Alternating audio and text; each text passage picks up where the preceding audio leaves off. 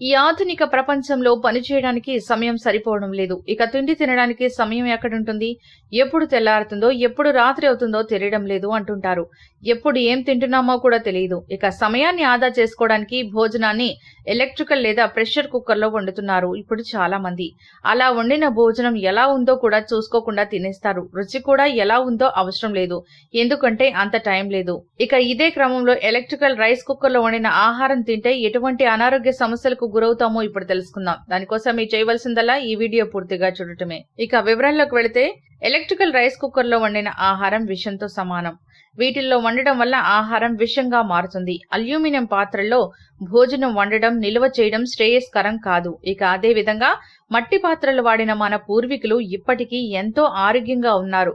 కానీ మనం మాత్రం 20లోనే 60లా డీలా పడిపోతున్నాం. ఎప్పుడైనా సరే భోజనానికి గాలి వెలుతురు తగిలే విధంగా వండాలి, అంతేకాని మూసి ఉన్న వాటిలో ఎప్పుడు వండటం చేయకూడదు. కాబట్టి పూర్తిగా కాకపోయినా అప్పుడప్పుడైనా రైస్ కుక్కర్ వాడకం తగ్గించండి. మారిన పరిస్థితులను బట్టి, విషమిస్తున్న అనారోగ్యాలను బట్టి చాలా మంది పాత విషయాల వైపు మొగ్గు చూపిస్తున్నారనిపిస్తుంది. ఎందుకంటే రాగి సంకటి, జావా, జొన్న రొట్టెల వంటి వాడకం పెరిగింది. ఇవి కూడా అంతే.